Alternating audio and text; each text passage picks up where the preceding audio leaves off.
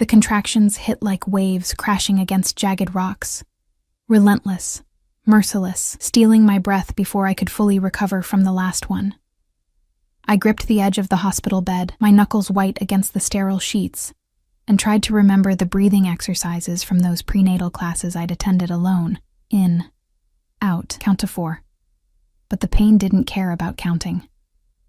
Ms. Torres, we need you to fill out these admission forms. The nurse's voice was kind but distant, like she was speaking through water. She handed me a clipboard, and I stared at the papers through blurred vision, my hand trembling as I tried to focus on the words swimming before me. Emergency contact name. My pen hovered over the line. The delivery room felt impossibly cold despite the sweat beading on my forehead, trickling down my temples. I should write my sister's name, Sophia, who lived 3 states away and hadn't returned my calls in 2 months. Or maybe my mother, though we hadn't spoken since I'd told her about the pregnancy, since she'd called me foolish for trusting a man who disappeared the moment he'd gotten what he wanted. Another contraction seized me, and I gasped, the pen clattering to the floor. Take your time, honey, the nurse murmured, picking up the pen and placing it back in my hand. Her scrub smelled like lavender and antiseptic, a combination that made my stomach turn. I didn't have time.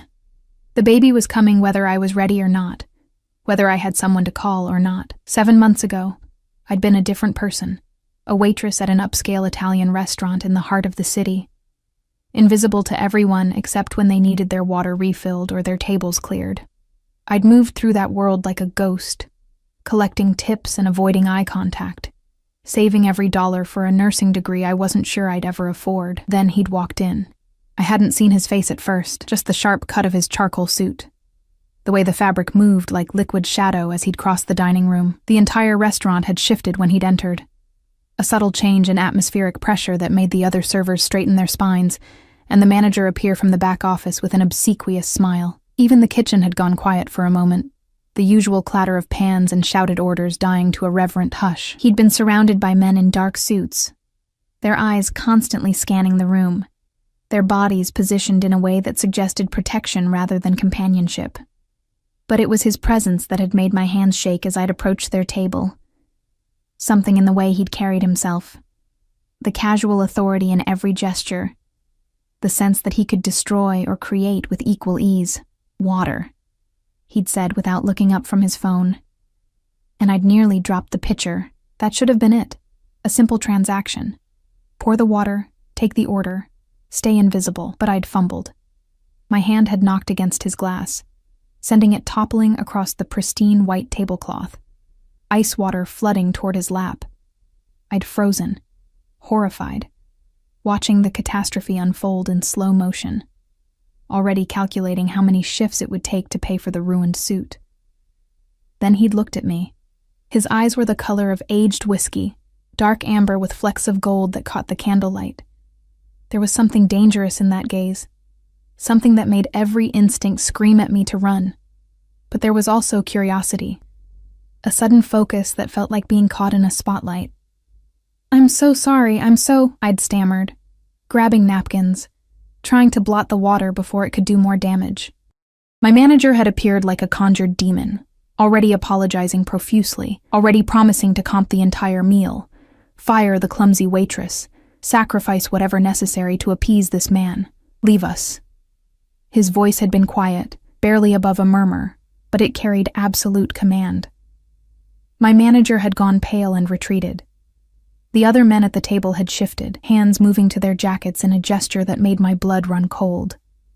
I'd stood there, frozen, clutching soggy napkins, waiting for whatever came next. What's your name? He'd asked. And somehow that had been more terrifying than anger would have been. Elena, I'd whispered. Elena Torres. He'd studied me for a long moment, and I'd felt stripped bare under that gaze, like he could see every secret, every fear, every desperate hope I'd ever harbored. Then he'd smiled, a slow, dangerous curve of lips that didn't reach his eyes. Elena Torres, he'd repeated, tasting my name like wine. You can go. I'd fled. But that should have been the end of it. Should have been. Another contraction ripped through me, dragging me back to the present, to the hospital bed and the clipboard still balanced on my knees. I pressed the pen to paper, my handwriting shaky and uneven. Emergency contact, Dante Moretti. I didn't know why I wrote his name. Maybe because he was the only person who'd made me feel seen in years. Even if that attention had been a curse. Maybe because some irrational part of me remembered the way he'd looked at me across that restaurant table. The way he'd shown up at my apartment the next night with a dozen black roses and an invitation I should have refused. Maybe because I was alone and terrified, and he was the only name that came to mind. The nurse took the clipboard, scanning the information with professional efficiency. Her eyebrows rose slightly when she read the name, and something flickered across her face. Recognition. Fear? But she said nothing, just clipped the forms to my chart and helped me into a hospital gown that felt like tissue paper against my skin. "The doctor will be in soon," she said. And then I was alone again, surrounded by the beeping of monitors and the antiseptic smell of industrial cleaning products. I'd never told Dante about the pregnancy. How could I? After that first night, after he'd taken me to a penthouse that overlooked the entire city, after he'd touched me like I was something precious and breakable, after he'd whispered things in Italian against my skin that had sounded like prayers or curses, after all that, I'd woken up to find him gone, not just gone from the bed, but gone from the city, according to the restaurant gossip. Business in Sicily, someone had said. Family matters. I'd waited 2 weeks before taking the pregnancy test. Another 3 before accepting the reality, and by then, tracking down a man like Dante Moretti seemed impossible and foolish in equal measure. Men like him didn't want complications. They didn't want waitresses calling with news that would tie them down, anchor them to mistakes made in moments of passion. So I'd kept silent. I'd worked double shifts until my feet swelled and my back screamed in protest. I'd moved to a cheaper apartment, a studio in a neighborhood where sirens were lullabies and the smell of garbage in summer was thick enough to taste. I'd saved every penny, bought secondhand baby clothes, assembled a crib that came in a box with instructions in 3 languages. I'd prepared to do this alone. The contraction that hit next made me cry out, a sound I barely recognized as my own. The nurse rushed back in, checking monitors, murmuring reassurances that felt hollow. The pain was evolving, changing from waves to something constant and consuming, a fire that started in my spine and radiated through every nerve. "You're progressing quickly," the nurse said, and I wanted to laugh at the absurdity. Progressing toward what? Single motherhood? Poverty? A life of struggling to balance childcare and work, and the crushing weight of doing everything alone? The door to my room burst open. At first I thought I was hallucinating from the pain, that my oxygen-deprived brain had conjured him from desperation and memory, because it couldn't be real. Dante Moretti striding into my delivery room like he owned it, his presence filling the space until the walls seemed to shrink. He wore a black suit that probably cost more than I made in 6 months, his dark hair slightly disheveled, his amber eyes fixed on me with an intensity that made my heart stutter. Behind him, 2 men in dark suits took positions outside the door. "Everyone out," he said, his voice that same quiet command I remembered from the restaurant. "Sir, this is a restricted—" the nurse began. "Out," she fled. We stared at each other across the sterile room, and I saw a muscle tick in his jaw. His hands were clenched at his sides, and there was something wild in his eyes, something barely controlled. "Elena," he said, my name rough in his throat. "Why the hell didn't you tell me?" I couldn't answer. Another contraction stole my voice, bending me forward as pain carved through my body like a blade. I heard him move, sharp, decisive steps that brought him to my bedside. And then his hand was there, gripping mine with a strength that should have hurt, but instead anchored me to something solid. "Breathe," he commanded, his other hand pressing against my lower back with surprising gentleness. "Look at me, Elena. Breathe." I forced my eyes open, met his gaze, and found myself breathing in sync with him without conscious thought. The contraction peaked and began to ebb, leaving me trembling and drenched in sweat. "How did you—" I started, my voice hoarse. "You listed me as your emergency contact." His accent was thicker than I remembered, Italian vowels bleeding through his careful English. "The hospital called. I was in a meeting across town. He said it like the meeting had been inconsequential, like he hadn't just abandoned whatever business dealings a man like him conducted to rush to a hospital, because a woman he'd spent one night with had written his name on a form. "I didn't think they'd actually call you," I whispered. "I didn't think you'd come." Something dangerous flashed in his eyes. "You carry my child and you didn't think I'd come?" His grip on my hand tightened fractionally. 7 months, Elena. 7 months you kept this from me." "You left," I shot back, finding strength in anger even as another wave of pain began building. "You disappeared. What was I supposed to do? Hire a private investigator to track you down? Send a message through your restaurant reservation?" His jaw clenched. "I left you my number. A burner phone that went straight to voicemail and never returned calls. I'd tried. God, I'd tried for 2 weeks, leaving increasingly desperate messages until I'd finally accepted the truth. That I'd been a momentary distraction for a man who lived in a world I couldn't begin to understand. Because I was in Sicily dealing with... He stopped himself, the words cutting off sharply. His eyes swept over me, taking in the hospital gown, the monitors, the IV line threading into my arm. When he spoke again, his voice was quieter, more controlled. "We will discuss this later. Right now, you need to focus on bringing our child safely into this world. Our child." The words sent something warm and terrifying through my chest. The doctor entered then, a middle-aged woman with kind eyes and graying hair pulled into a neat bun. She paused when she saw Dante, her professional smile faltering slightly, but to her credit, she recovered quickly. "Mr. Moretti," she said, and I realized she knew who he was. Of course she did. Men like Dante cast long shadows. "I'm Dr. Chen. I'll be delivering the baby." "What's her status?" he asked, still holding my hand, his thumb now tracing small circles against my palm in a gesture that might have been unconscious. Dr. Chen checked my chart, then performed an examination that made me want to crawl out of my skin despite having lost any semblance of modesty hours ago. "She's at 7 centimeters, she said.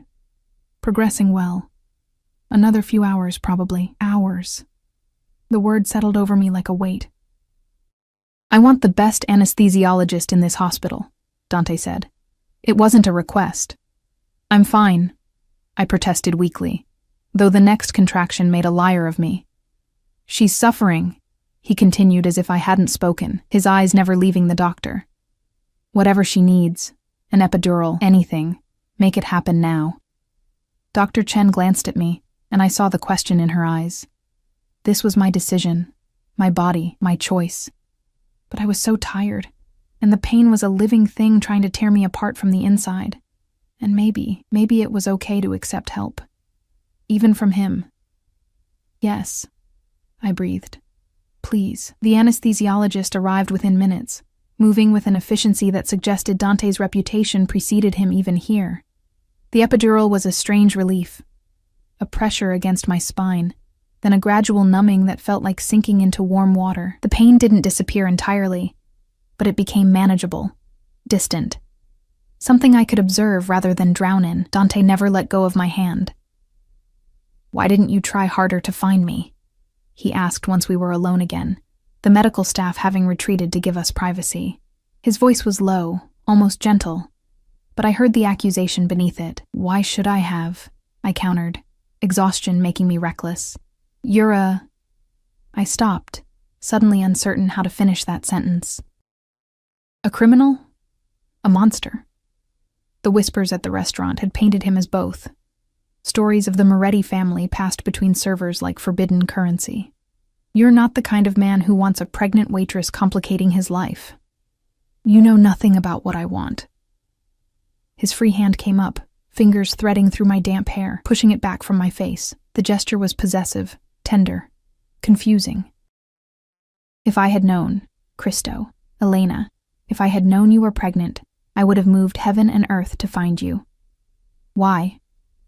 The question came out broken. "I'm nobody. I served you water and spilled it on your suit. That's all." "No." The word was sharp, final. "You are the woman who looked at me like I was a man instead of a title. The woman who blushed when I complimented her eyes. The woman who trembled in my arms and said my name like a prayer." His thumb brushed across my cheekbone.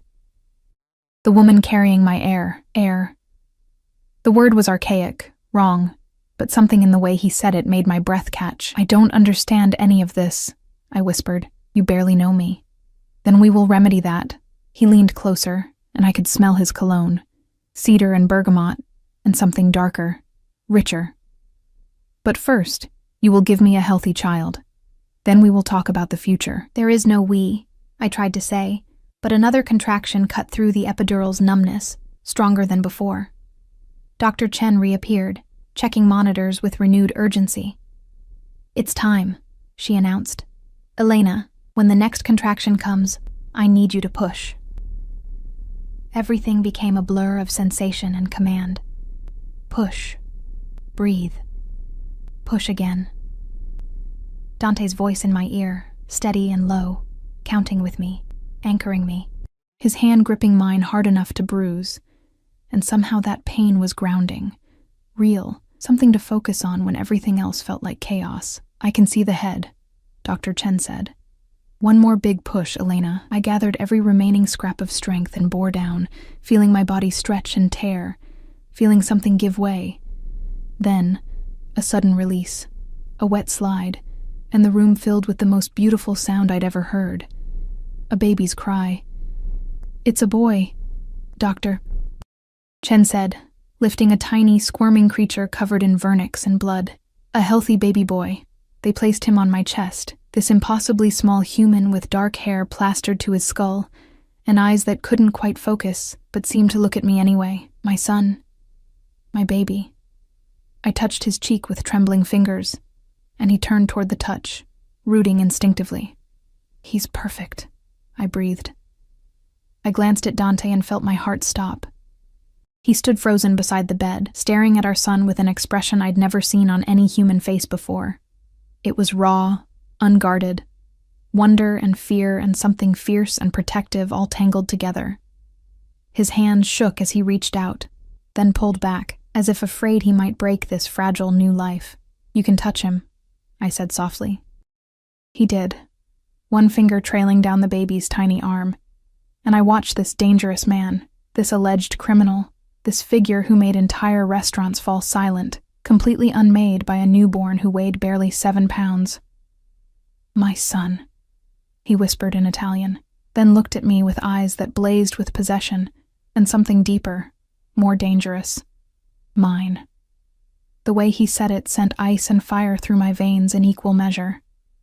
Because I heard the promise in that word, the claim, the absolute certainty that he would never let us go. What have you named him? He asked. I haven't decided yet. I'd been waiting somehow, though I hadn't known what for. Alessandro, Dante said immediately. After my grandfather, Alessandro Moretti. I should have argued. Should have insisted on choosing my own child's name, on maintaining some scrap of autonomy. But I was so tired, and the name fit somehow, looking at this tiny dark-haired baby who had his father's strong nose and determined chin. Alessandro, I repeated, testing it. Sandro for short. Dante's smile was brilliant and terrifying. He leaned down and pressed his lips to my forehead, a gesture that felt like sealing a contract I hadn't agreed to. Rest now, cara mia, he murmured. I will take care of everything. Those words should have comforted me. Instead, they felt like the closing of a cage door. Soft, gentle, but final nonetheless. I woke to the sound of low voices speaking rapid Italian. The hospital room was dim, late afternoon sun filtering through half-closed blinds, casting everything in amber light. My body ached in places I hadn't known could ache. A deep soreness that reminded me of what I'd just endured. But the epidural had worn off completely, leaving me clear-headed for the first time in hours. Dante stood near the window, his back to me, phone pressed to his ear. Even in silhouette, he radiated coiled tension.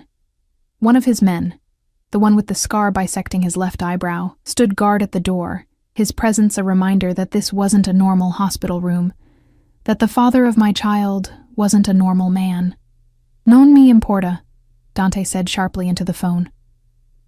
I don't care. Cancel everything for the next 2 weeks. Marco can handle the shipments. Tell Gianni if he has concerns he can bring them to me personally. A pause. No, I'm not explaining myself to the council. They work for me, not the other way around. He ended the call with enough force that I heard the phone creak in protest. "You're awake," he said without turning, and I realized he must have sensed the change in my breathing. "Where's the baby?" Panic spiked through me. "Where's Sandro?" "In the nursery, being examined by the pediatrician I had flown in from Johns Hopkins." He turned, and I saw the exhaustion etched around his eyes despite his impeccable appearance. "He's perfect, Elena. 10 fingers, 10 toes, healthy lungs that he's been demonstrating enthusiastically." The tension bled from my shoulders. "I should be with him. You should be resting." He moved to my bedside, and I noticed a leather bag on the chair I hadn't seen before. "But knowing you won't, I had some things brought for you. Clean clothes, toiletries. Your apartment is terrible," I supplied bitterly. "A studio in a neighborhood where gunshots are background noise?" His jaw tightened. "That ends today. I've already arranged for your belongings to be moved." I stared at him. "Excuse me? You and Alessandro will be living somewhere secure, somewhere appropriate for the Moretti heir." The casual arrogance of it made my temper flare, burning through the exhaustion. "You don't get to just decide that. That's my apartment. My life. Your apartment has a broken lock on the front door and mold in the bathroom." His voice remained calm, but I heard steel beneath it. "The building has no security system. The neighborhood had 3 shootings last month alone. You think I will allow my son to be raised there?" "Allow?" I pushed myself up in bed, ignoring the protest of sore muscles. "You don't get to allow or disallow anything. I'm his mother. I make the decisions about where we live." He leaned down, bracing his hands on either side of me, caging me against the pillows. His face was inches from mine, and I could see gold flecks dancing in his amber eyes like sparks. "You are the mother of my child," he said softly, dangerously, "which makes you mine to protect. Mine to provide for. Mine to keep safe from a world that would hurt you to get to me. Do you understand, Elena? The moment you wrote my name on that hospital form, you put a target on your back, on our son's back. There are men who would kill you both just to wound me." The words hit like physical blows. I hadn't thought. God, I'd been so focused on labor, on survival, that I hadn't considered the implications of tying myself to a man like him. "Then maybe," my voice cracked, "maybe you should just walk away, pretend you never got that call. We can disappear, change our names." "No." The word was absolute, final as a death sentence. His hand came up, cupping my face with unexpected gentleness. "You don't understand yet, Kara. I have searched for you for 7 months." I froze. "What? Did you think I could forget you? One night in my bed and you crawled under my skin like poison." His thumb brushed across my lower lip. "I came back from Sicily to find you gone. No forwarding address at the restaurant. Your apartment empty. You vanished like smoke and it drove me half mad. I moved because I couldn't afford rent," I whispered, my mind reeling. I wasn't trying to hide from you. I know that now." His smile was bitter. "But then, I thought perhaps you'd seen too much, understood too much about what I am. I thought you'd run scared, so I searched. Private investigators, contacts in every borough, every hospital, every clinic, looking for Elena Torres, who seemed to have disappeared from the face of the earth. Why?" The question was barely audible. "Why go to such lengths?" "Because you're mine." He said it like it was obvious, inevitable. "From the moment I first tasted you, first heard you cry my name. Mine, Elena, and I protect what's mine." Before I could respond, a nurse knocked and entered, pushing a clear bassinet. My heart leapt at the sight of Sandro, swaddled in blue, his tiny face peaceful in sleep. "Someone wants his mama," the nurse said cheerfully, clearly oblivious to the tension crackling in the room. She showed me how to hold him properly, how to position him for feeding. The first attempt at breastfeeding was awkward and painful, but eventually Sandro latched on, and I felt a rush of hormones that made my eyes burn with unexpected tears. Dante watched with an intensity that should have made me uncomfortable. Instead, it felt protective, reverent almost. "I've arranged for a private suite," he said once the nurse had left. 2 bedrooms, private bath, stationed guards. You'll transfer there within the hour. Dante. And I've hired a night nurse, someone vetted by my security team. She'll help with feeding so you can sleep. I can't afford. You're not paying for anything. He sat in the chair beside my bed, close enough to touch. Ever again. Your days of working double shifts and living in squalor are over. Part of me wanted to argue, to cling to independence and pride. But I looked down at Sandro's tiny face, his impossibly small fingers flexing against my breast, and felt the weight of reality settle over me. How could I go back to that studio apartment? How could I work 60-hour weeks with a newborn? How could I give this child even a fraction of what his father could provide? What do you want from me? I asked quietly. Dante reached out, his fingers stroking Sandro's downy head with heartbreaking gentleness. I want you both safe. I want my son to grow up knowing his father. I want... He paused, and something vulnerable flickered across his face before the mask slammed back into place. I want a family, Elena, something I never thought I'd have. I don't know how to be part of your world, I admitted. I don't know the rules, the dangers. I was just a waitress. You are Alessandro's mother. That makes you the most important person in my world. His hand moved from Sandro to cup my cheek. And I will teach you everything you need to know. How to navigate my world, how to protect yourself, how to be the Donna of the Moretti family. Donna. Wife. The implication hung between us, terrifying and tempting. You're talking about marriage, I said, my voice shaking. Eventually. His smile was predatory. First, you will move into my home. Let me take care of you, provide for you both. Let Alessandro grow strong under my protection. Then, when you're ready, we will make it official. And if I'm never ready, his expression hardened, then you will still live under my roof, under my protection, raising my son. But I would prefer you came to me willingly, Elena. I would prefer you wanted this as much as I do. Sandro finished feeding and let out a small, satisfied sigh. I shifted him to my shoulder for burping, and Dante immediately stood, taking a cloth from the bedside table and placing it over my shoulder with surprising competence. You've done this before, I observed. I have younger cousins, many younger cousins. A ghost of a real smile crossed his face. The Moretti family is extensive. Will they accept me? The question escaped before I could stop it. A nobody who got pregnant after one night? They will accept you because I command it. His tone left no room for argument. And because you gave me an heir. In my world, that means everything. The transfer to the private suite happened exactly as Dante had said it would. Efficiently, quickly, with no regard for hospital protocol. Orderlies jumped to attention, nurses hurried to accommodate, and within an hour I found myself in a room that looked more like a luxury hotel than a hospital ward. The night nurse arrived as evening fell, a sturdy woman named Rosa with kind eyes and gentle hands who spoke Italian with Dante and English with me. She took Sandro for his next feeding, insisting I needed rest, and I was too exhausted to argue. Dante stayed.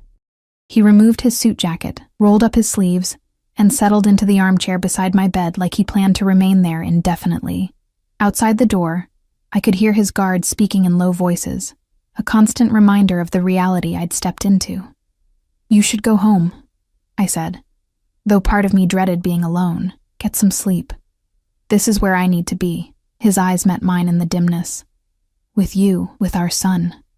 People will talk. Your associates. Your whatever you call them. Let them talk. He leaned forward, elbows on his knees. They will learn quickly that you and Alessandro are untouchable, that anyone who even looks at you wrong will answer to me personally. The possessiveness should have frightened me. Instead, it kindled something warm and dangerous in my chest. The seductive promise of being protected, cherished, claimed by a man powerful enough to make the world bend to his will. I'm scared, I whispered into the darkness. Good. His hand found mine, fingers interlacing. Fear will keep you cautious, but I promise you, Elena, I will never let anything harm you or our son. This is my vow. I fell asleep to the sound of his breathing, steady and sure, and dreamed of golden cages lined with silk. 3 weeks in Dante's world, and I still felt like an imposter wearing someone else's life. The penthouse occupied the entire top floor of a building in Tribeca. Floor-to-ceiling windows overlooking the Hudson, marble floors that echoed with every step. Rooms so vast they seemed to swallow sound. My old studio apartment could have fit in the master bathroom alone, where a soaking tub the size of a small pool sat beneath a chandelier that probably cost more than I'd earned in my entire life. Sandro's nursery was a palace in miniature. Hand-painted murals of Italian countryside scenes covered the walls. A crib crafted from cherry wood sat beneath a mobile of delicate glass stars that chimed softly when the air conditioning kicked on. Shelves overflowed with stuffed animals, books in English and Italian, toys he wouldn't be old enough to use for years. Everything was perfect. Everything was terrifying. I stood at the nursery window now, Sandro sleeping against my shoulder, and watched the city stretch out below us like a kingdom. From this height, the streets looked clean, orderly, manageable. You couldn't see the garbage or the desperation or the people struggling to survive. You couldn't see who I'd been just a month ago. You should be resting. Dante's voice came from the doorway, and I turned to find him leaning against the frame, tie loosened, shirt sleeves rolled to his elbows. Even exhausted, he looked dangerous, a panther in repose, all coiled energy and lethal grace. I can't sleep when he sleeps, I admitted. I keep checking to make sure he's breathing. Rosa is monitoring him. He crossed the room, his presence filling the space. That's why we pay her. I know, but I'm his mother. I should be the one. You should be the one taking care of yourself. His hands settled on my shoulders, thumbs pressing into the knots of tension. You barely eat. You look like a ghost, Kara. This isn't sustainable. I wanted to argue, but his touch felt too good, easing muscles I hadn't realized were screaming. I let him guide me to the rocking chair, watched as he took Sandro with practiced ease and placed him in the crib. Our son barely stirred, his tiny chest rising and falling with peaceful regularity. Come, Dante said, offering his hand. You need food. The kitchen was all stainless steel and black granite, equipped with appliances I didn't know how to use, but Dante moved through it with surprising competence, pulling containers from the refrigerator. Homemade pasta, fresh bread, containers of sauce that smelled like heaven. You cook? I asked, perching on one of the bar stools. My nonna insisted all her grandchildren learn. He smiled, a real one that softened the harsh lines of his face. She said a man who cannot feed himself is no man at all. I watched him heat the food, plate it with care, pour wine for himself and water for me since I was still nursing. The domesticity of it felt surreal. This man who commanded empires, who made people disappear with a word, serving me pasta at midnight in a kitchen that cost more than most houses. Eat, he commanded, sliding the plate across the counter. I did, and nearly moaned at the first bite. This is incredible. My aunt made it. She's been cooking enough to feed an army and sending it over daily. He leaned against the counter, watching me eat with satisfaction. The whole family is anxious to meet you and Alessandro. My fork paused halfway to my mouth. The whole family? There's a gathering this Sunday. Nothing formal. Just cousins, aunts, uncles. They want to welcome you properly. The bite I'd just taken turned to ash in my mouth. Dante, I can't. I don't know how to act around people like that. What to say, what to wear. You act like yourself. He moved around the counter, tilting my chin up to meet his gaze. You say what you think. You wear whatever makes you comfortable. They will love you because I love you, and because you gave the family its newest heir. I love you. The words hung between us, casual and devastating. You don't love me, I whispered. You barely know me. I know you bite your lip when you're nervous. I know you hum to Sandro when you think no one is listening. I know you fold his clothes 3 times to get them perfect, and you check his breathing 17 times a night. Yes, Kara, I've been counting. His thumb brushed across my cheekbone. I know you're terrified of this life, but too stubborn to run from it. I know you have a strength that most of my soldiers would envy, and I know that I want you in my bed, in my life. wearing my ring and bearing my name. My heart hammered against my ribs. This is crazy. People don't just... We had one night together. One night. And now you're talking about marriage and family and... One night that gave me everything I didn't know I needed. He leaned closer, his breath warm against my lips. Tell me you don't feel it, Elena. Tell me you don't lie awake at night remembering how I touched you. How you trembled against me. How you said my name like salvation. I couldn't. God help me, I couldn't lie about that. Feeling attraction isn't the same as love, I managed. Then we will start with attraction and build from there. His lips brushed mine, soft as silk, dangerous as a blade. Let me court you properly, cara mia. Let me show you what life could be as mine. The kiss deepened before I could respond, and I melted into it despite every logical protest screaming in my head. He tasted like wine and possession, and when his tongue swept into my mouth, I heard myself whimper. He pulled back, breathing hard, eyes blazing. Sunday, he said roughly. You will meet my family, and you will see that you already belong to us. Sunday arrived too quickly. Rosa helped me dress, choosing a cream-colored dress from the wardrobe Dante had filled without asking my opinion. It was beautiful. Soft cashmere that skimmed my body. Elegant without being ostentatious. She swept my hair into a loose bun, applied minimal makeup, and declared me perfect. I felt like a fraud. The gathering was at his aunt's house in Brooklyn, a sprawling estate hidden behind high walls and electronic gates. Cars filled the circular driveway, expensive models I recognized from movies.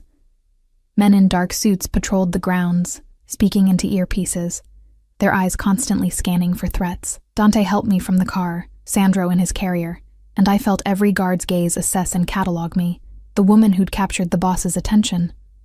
The mother of the heir, the outsider being granted entry to the kingdom. Relax, Dante murmured against my ear. They can smell fear. That's not helping. His laugh was low and genuine. You survived childbirth and 3 weeks with me. You can survive Sunday dinner. The front door burst open before we reached it, and a tiny woman with steel gray hair and eyes like Dante's launched herself at us. Dante, finally, she grabbed his face, pulling him down for kisses on both cheeks, then turned to me with an assessing look that made me want to squirm.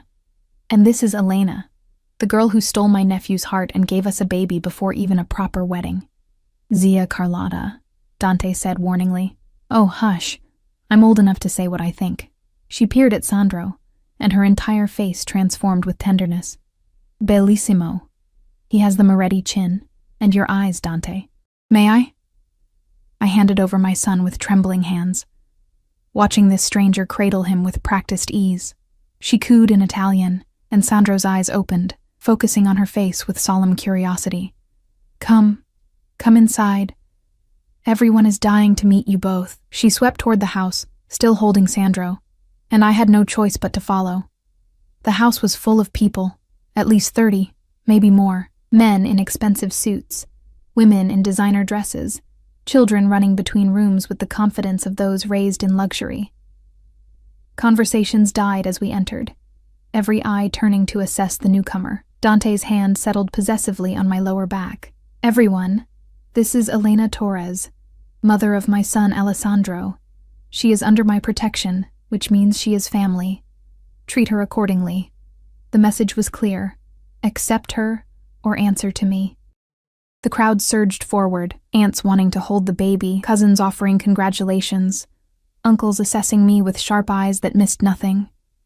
I smiled until my face hurt, accepted kisses on both cheeks, tried to remember names I'd forget in 5 minutes. Through it all, Dante stayed close, a solid presence at my back. You're doing beautifully, he murmured during a brief lull. See? They love you already. They love Sandro, I corrected. I'm just the incubator who happens to be included. Wrong. His arm slid around my waist, pulling me against him. My cousin Marco hasn't stopped staring at you. I may have to have a conversation with him about appropriate boundaries. I glanced over and found a younger man, mid-20s, handsome in a boyish way, quickly looking away when our eyes met. He's just curious, I said. He's thinking things that will get him hurt. The possessiveness in Dante's voice sent heat curling through my stomach. You are mine, Elena. The sooner everyone understands that, the better. Dinner was a lavish affair, multiple courses, wine flowing freely, laughter and rapid-fire Italian that I couldn't follow. I sat beside Dante at the head of the table, acutely aware of the honor and burden of that position. This was where his wife would sit, where the Donna of the family belonged. Zia Carlotta stood, glass raised. A toast. To Alessandro Dante Moretti, newest blessing to our family. And to Elena, who has given our Dante something we thought he'd never find. A reason to build instead of just protect. Glasses clinked. Eyes turned to me expectantly. Dante stood, helping me to my feet with a hand under my elbow. To family, he said simply, and to the future. The party continued late into the evening. I fed Sandro in a quiet room upstairs, surrounded by cousins eager to offer advice and horror stories about their own children. They were warm, welcoming, and I found myself relaxing despite my fears. He's good for you, our Dante, one of the older women said, patting my hand. I've never seen him like this, peaceful, happy. You've given him something money cannot buy. On the drive home, Sandro slept in his car seat, and I stared out the window at the city lights blurring past. That wasn't so terrible, was it? Dante asked. It was nice. Your family is kind. They are protective, like me. His hand found mine across the seat. They will guard you and Alessandro as fiercely as I do. You are one of us now, Cara, for better or worse. For better or worse. The words sounded like wedding vows. Back at the penthouse, I put Sandro down while Dante disappeared into his office for what he called unavoidable business. I changed into pajamas, silk ones that had appeared in my dresser, and was heading to bed when I heard his voice rise, sharp with anger. I shouldn't have stopped, shouldn't have listened. But I did.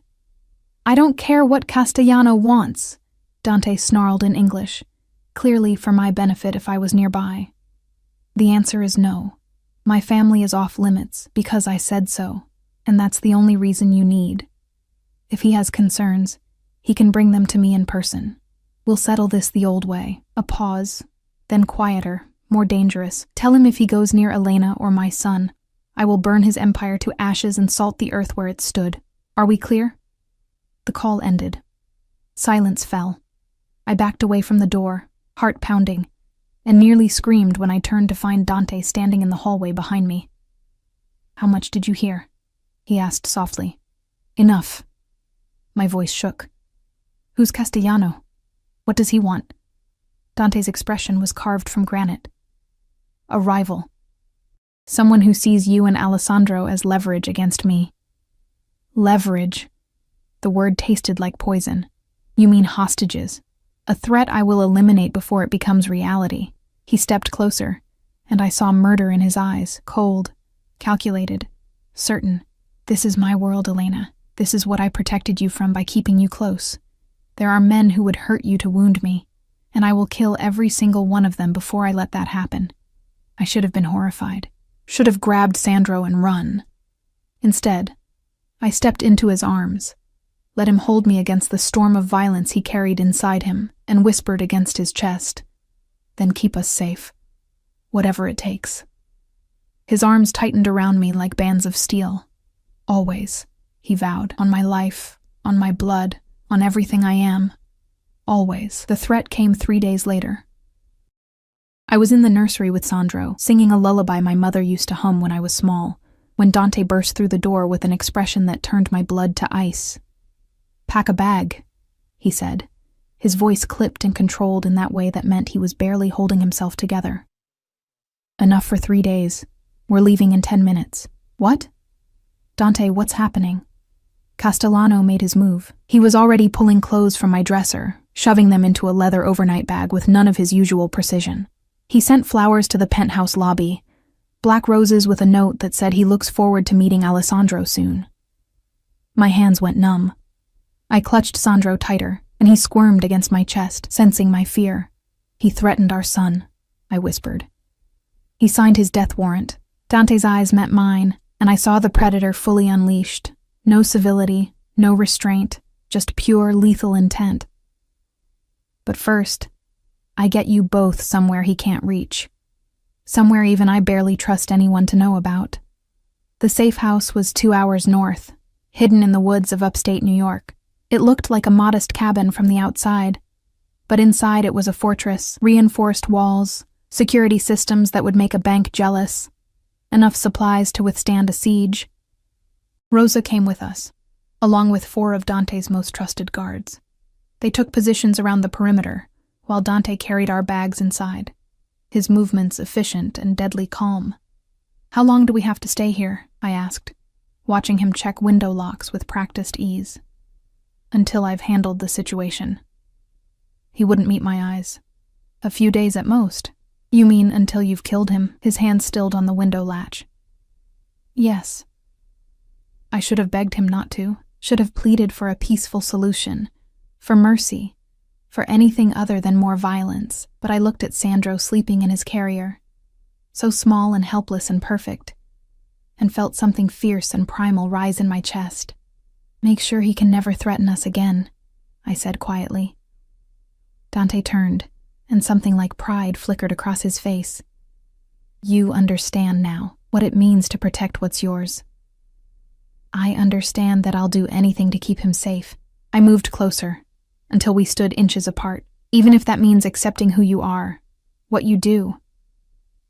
"And who am I, Elena?" His hand came up, fingers threading through my hair. "Tell me what you see when you look at me." "A killer," I whispered. "A criminal. A man who built an empire on fear and violence." I pressed my palm against his chest, felt his heart beating strong and steady beneath the expensive fabric. "And the father of my child. The man who makes me feel safe even when the world is burning down around us. The man I'm terrified of loving because once I admit it, there's no going back." His kiss was devastating, all possession and promise and desperate need. He backed me against the wall, his body pinning mine, and I yielded to it, to him, to the terrible truth that I wanted this despite everything it meant. "Say it," he demanded against my lips. "Say you're mine. I'm yours." The words came easily, inevitably. "God help me. I'm yours." He left that night, once Sandro was asleep and Rosa had settled into the guest room. I watched from the window as his car disappeared down the dark driveway, red taillights swallowed by the forest, and felt my heart go with him. The guards changed shifts every 6 hours. Rosa kept me distracted with stories about Dante as a child, mischievous, protective of his younger cousins, already showing signs of the leader he'd become. I nursed Sandro, changed diapers, sang lullabies, and tried not to imagine what Dante was doing in the city. Tried not to imagine him coming home in a body bag. The second night, my phone rang. Dante's name flashed on the screen. "Are you safe?" I answered without preamble. "Always worried about me, Kara?" His voice was rough, exhausted. "I'm fine. It's handled." "Handled." I closed my eyes. "Is he dead?" "He's no longer a threat to you or Alessandro. That's all you need to know." Part of me wanted details, wanted to know exactly what he'd done. The rest of me was grateful for the distance, the plausible deniability that let me sleep at night. "When can we come home?" I asked instead. "Tomorrow. I'm cleaning up the loose ends tonight. By morning, it will be safe for you to return." A pause. Then softer. "I missed you. Both of you. This penthouse feels empty without Sandro's crying at 3 a.m. and you singing off-key in the nursery." "I don't sing off-key," I protested, smiling despite everything. "Kara, you absolutely do. But I love it anyway." Another pause. "I love you, Elena. I need you to know that. Not because of Alessandro, not because of obligation. I love you because you see the monster in me and don't flinch, because you're strong enough to stand beside me in this life, because you made me believe I could have something good, something pure, even with blood on my hands." Tears burned my eyes. "I love you too." I think I have since that first night, even though I told myself it was just attraction, just chemistry. But it's more. It's everything. "Then marry me." The words were quiet but certain. Not because of Alessandro, not because of tradition or family expectations. Marry me because you want to build a life with me. Because you choose this, choose us, Choose me despite everything you know I am. Yes. I didn't hesitate. Yes, Dante. I'll marry you. I heard him exhale, like he'd been holding his breath. I'll be there in the morning to bring you home, to start our future. He kept his promise. Dawn was breaking over the trees when his car pulled up, and I met him at the door with Sandro in my arms. He looked exhausted, shadows under his eyes, tension in every line of his body, but alive. Whole. Mine. It's over? I asked. It's over. He gathered us both into his arms, his face buried in my hair. The threat is eliminated. The family is secure. You're safe. The drive back to the city felt different somehow, like we were returning to a new life rather than the old one. Dante held my hand the entire way, his thumb tracing circles on my palm, while Sandro slept peacefully in his car seat. The penthouse gleamed in the morning light, and I realized with a start that it felt like home. Not because of the luxury or the security, but because this was where we belonged, the three of us, building something together. I want to do this right, Dante said once we were inside, once Rosa had taken Sandro for his morning routine. Proper courtship, proper proposal. I know we're doing everything backward, but... We already did the courtship, I interrupted, moving into his arms. One perfect night that gave us everything, and you already proposed. I already said yes. What more do we need? This. He pulled a small velvet box from his pocket, and my breath caught. The ring inside was stunning, a deep red ruby surrounded by diamonds, set in platinum. It was my grandmother's. She wore it for 60 years, through wars and migrations and everything the world threw at them. She gave it to me before she died and made me promise to only give it to a woman worthy of the Moretti name. He slid it onto my finger, and it fit perfectly, like it had been waiting for me all along. Elena Torres, soon to be Elena Moretti, you are the strongest, bravest, most infuriating woman I've ever known. You gave me a son. You gave me a reason to be more than just a boss, a criminal, a name people fear. You gave me a family.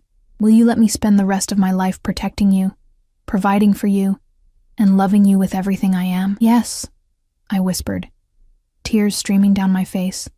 Yes to all of it. The wedding happened 4 weeks later, a small private ceremony in the garden of Zia Carlotta's estate. Just family, just the people who mattered. I wore ivory lace and carried white roses, and Sandro slept through the entire ceremony in Rosa's arms, blissfully unaware that his parents were making it official. Dante's vows were in Italian, beautiful and raw. And even though I only understood half the words, I felt their meaning in my bones. When it was my turn, I kept it simple. I choose you. Every day, despite everything, because of everything. I choose us. The kiss sealed more than a marriage. It sealed a promise, a future, a life built on the ashes of who we'd been, and the hope of who we could become together. Months passed. Sandro grew strong and healthy, his personality emerging, stubborn like his father, determined like his mother, with a smile that could melt the hardest heart. The penthouse filled with his laughter, his toys, the chaos of family life. I learned to navigate Dante's world, the politics, the danger, the careful balance of power and respect.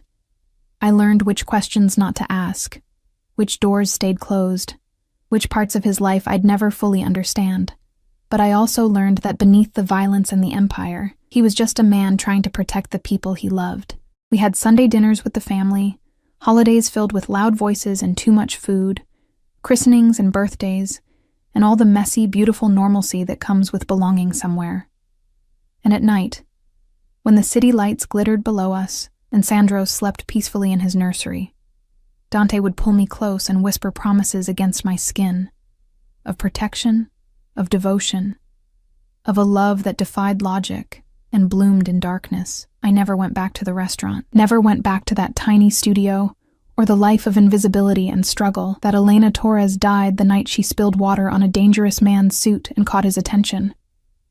In her place rose Elena Moretti, wife, mother, donna of a criminal empire. It wasn't the life I'd imagined. It wasn't safe or simple or easy, but it was mine. We were mine. and I'd walk through fire to keep it. On Sandro's first birthday, the entire family gathered again. The house overflowed with people, presents, laughter. I stood in the kitchen with Zia Carlotta, watching through the window as Dante held our son, showing him how to blow out the single candle on his cake.